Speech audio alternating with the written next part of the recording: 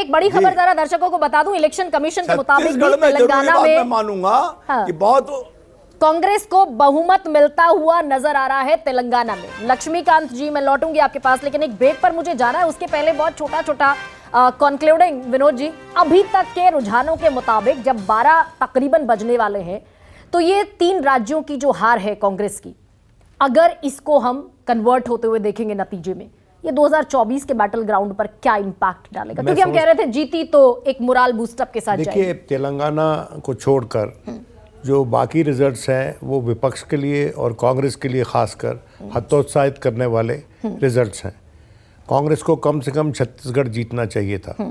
मध्य प्रदेश में अगर हार हुई है तो कम से कम 2 के मुकाबले 2 प्रांत दिखाने में सक्षम होनी चाहिए थी कांग्रेस, लेकिन वो नहीं हो रहा अभी तक।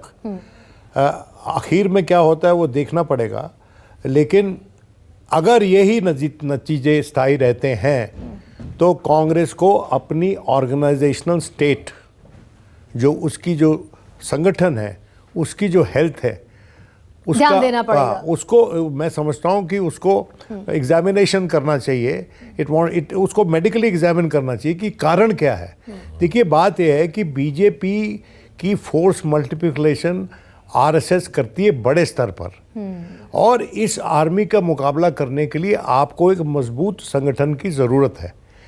वहाँ पर बैठे हुए थे, मेरा ख्याल आशीष नेतृत्व ये सोच रहा था कि जनता हमको जितवा देगी इलेक्शन, हमको जनता इलेक्शन जितवा देगी।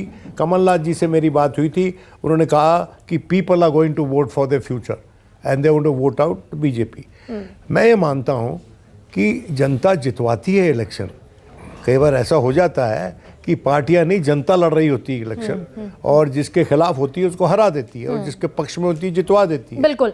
लेकिन ये पूरी तरह से निर्भर हो जाना जनता के मूड पर और खुद अपनी कोई चेष्टा ना करना, ये भारी पड़ा कांग्रेस को।